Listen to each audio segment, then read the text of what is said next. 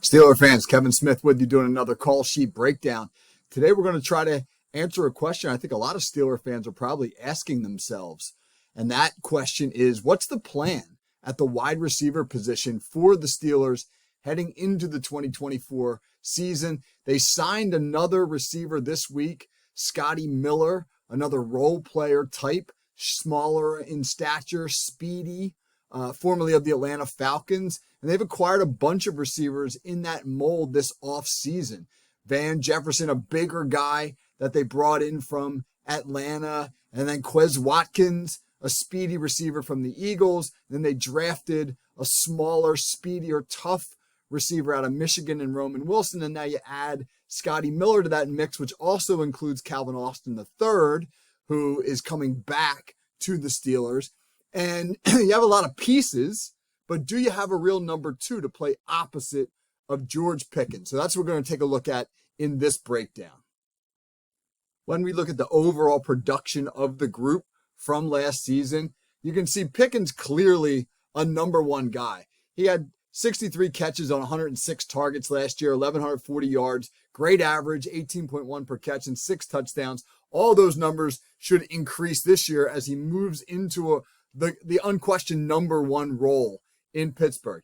If you could take the next 4 guys, the 4 veterans that they now have in their receiver room, and roll them into one, you'd have a nice number 2. When you add up the numbers for Jefferson, Austin, Watkins, and Miller last year in their various sites, you get the same number of catches as Pickens, 63, far less yards, 692 yards, 11 yards per catch, and half the touchdowns, just 3 TDs. And you can see Roman Wilson there at the bottom. I mean, that was his college production, really nice production, especially the 12 touchdowns, but still, that's college production. So what do you have in these 4 veterans, right? Are any of them a viable number 2? Is Wilson that guy? Was he drafted to be the number 2? Let's take a look at the film, look at what these guys do well, where they struggle, and see if we can draw any conclusions. All right, let's start with the new guy. Scotty Miller just signed from the Falcons this past week. He's only 5'9", about 175 pounds. He's not a guy who you're going to be able to line up outside. He's probably going to have to play in the slot. And that might be challenging to get him on the field because Arthur Smith, 80% of the plays that he ran in Atlanta last year, he did from some sort of heavy grouping with only 2 wide receivers on the field. Didn't use a true slot guy a lot, but he did wind up using Miller creatively at times. Here you see Miller split out wide in sort of a condensed twin set to the left of the formation. And Atlanta's going to do a really creative job getting just to a traditional route concept. This is going to be sail, which is just a 3-layer route concept. They're going to motion Miller across. And when you run sail, you got a high route, a intermediate route, and a low route that all attack one area of the field. And so Miller's going to be the high route. He's going to wheel this thing right up the sidelines. And then you're going to see a little hitch here as your low route. And then this is tight end Kyle Pitts. He's going to run the outcut as your intermediate. New Orleans is going to blow this coverage. They're going to blow the coverage here. This corner right here, who's supposed to be taking the deep route, he's going to sit in the flat. And that's going to be a problem because this guy's going to sit in the flat too. You're going to see that New Orleans is going to have 2 guys in the flat and nobody to play the deep route. And that's going to be a busted coverage. Look at number 1 there, clapping, signaling, hey, I'm going to grab the flat route. And the corner doesn't get it, and it winds up a big bust, and Miller takes it up the sideline. Watch the corner. Look at the corner clapping. See him right there? You can see him. He makes that little hand motion there, and that lets the slot defender lets the corner know there, that little hand motion, that he's going to sit in the flat. And obviously, as Miller wheels up the sideline here, and we get that corner jump down, it's obviously a huge problem there for the Saints. But it's a nice route design, and this is the kind of stuff Miller can do. You can run him on some jet sweeps. You can probably use him as a gadget guy. The Steelers had a couple guys the last few years, Ray McLeod and Steven Sims, they did this stuff with, and I can see him doing it with Miller, but I can't see him earning big reps as the number 2 receiver. All right, what about Miller's teammate in Atlanta, Jefferson? He was the first free agent receiver the Steelers brought in. He's a very different player, a bigger guy. He's 6'1", about 202 pounds. He's a possession guy. I think the Steelers brought him in because he's physical. He'll block. He kind of knows Arthur Smith's system. He was with him for the better part of a year there in Atlanta. But he is not going to be a downfield threat. He's not a guy who's going to take the top off of coverage. You're going to see him down here at the bottom of the screen just running a little slant route. I mean, it's a really elementary route. And this is what he does. He's going to run kind of a limited route tree, not going to be able to threaten a defense deep very much. Good possession receiver. He'll catch the ball underneath. But again, not a really explosive guy who's going to threaten defenses down the field. Here's Jefferson again. Same game, same part of the field, and same route. Looks like the exact same play. You're going to get the same exact concept here from Atlanta. 3-step slant, hooks it up inside. Nice catch. Again, he's not a guy who's going to be able to take the top off of coverage. And I think the Steelers are going to need that from their number 2. They're going to get a lot of single high looks because of how much they're going to run the ball. They're going to need a guy who can take that single high safety out of there and open up the middle of the field. Jefferson's probably not that guy. That's probably why they went and got some of the speedsters who are now on the roster. A guy who can take the top off of coverage is Quez Watkins. Now he was really productive coming out of college a couple years ago. Ran 4.35 at the scouting combine in 2020. Had a really nice 2021 season for Philly where he averaged over 16 yards a catch. But he's kind of fallen by the wayside the last couple of years. You'll see him in this frame. He's at the top of the screen. He's going to run a deep out cut.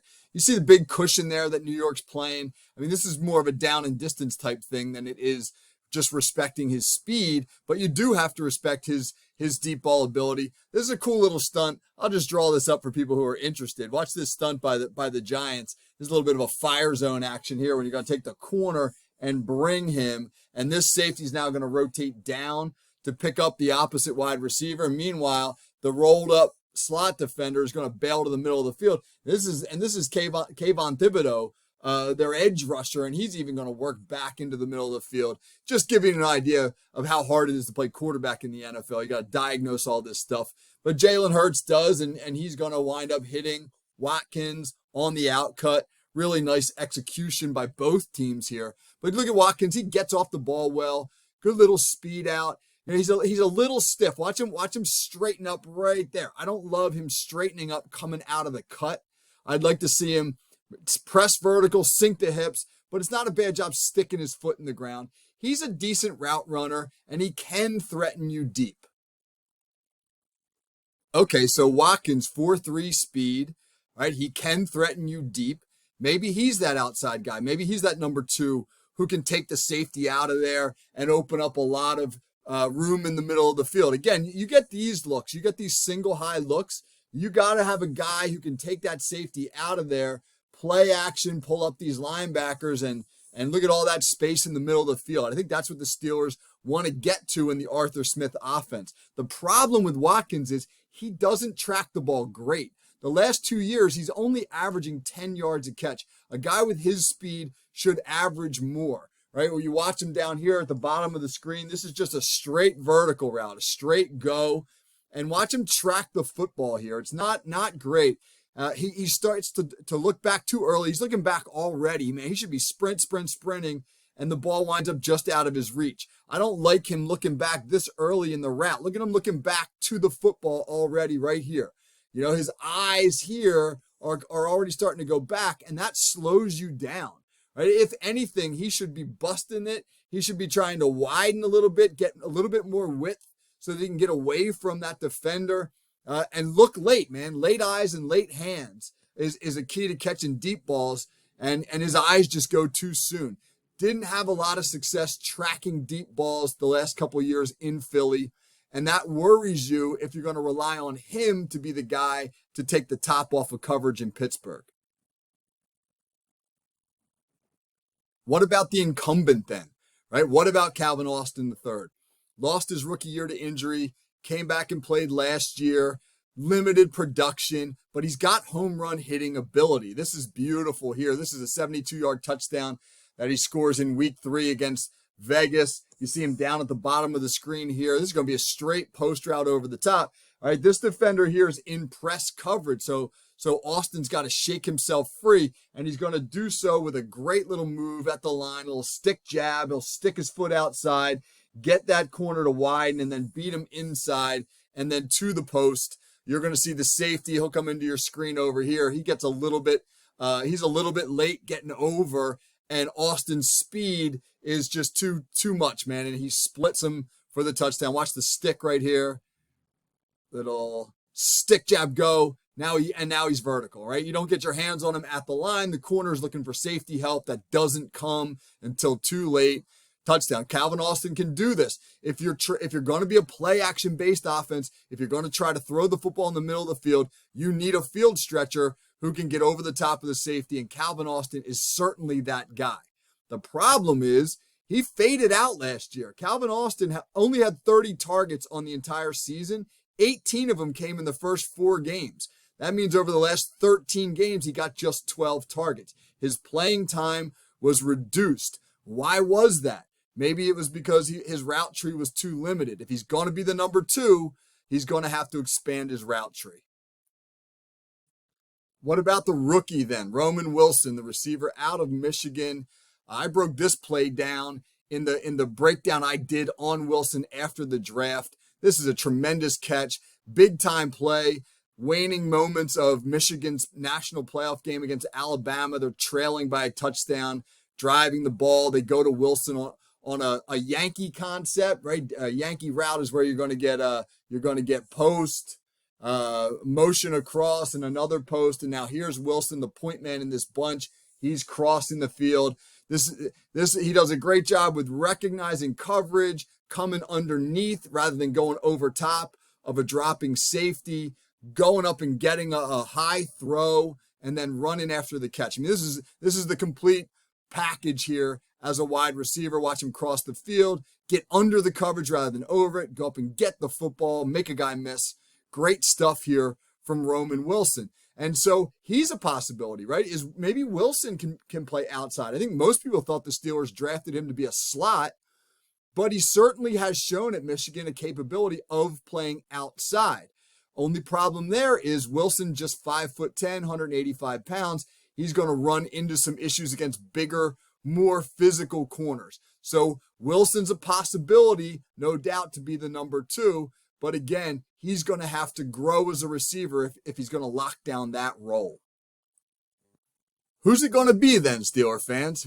Who's the guy? Who's going to be the number 2 playing opposite of George Pickens? They got a lot of candidates, but I don't know if they have anybody who is complete enough as a receiver to be that guy just yet. Maybe it'll be a committee approach. Arthur Smith has shown in his offense he doesn't need a great number 2. He's going to play a lot of tight ends. Or maybe Omar Khan's got another move up his sleeve, right? One thing we know with Omar Khan is he'll be aggressive until he gets what he wants, and maybe he doesn't have it just yet. My suspicion is if he does, that Calvin Austin will get the first shot. Roman Wilson will be your slot guy. You'll see Wilson play outside some, and the other guys will be role players if they make the roster at all. But we'll see, man. This will be one of the most interesting camp battles going forward for the Steelers. All right, that's another call sheet breakdown. Be back with you again soon. Take care, everybody.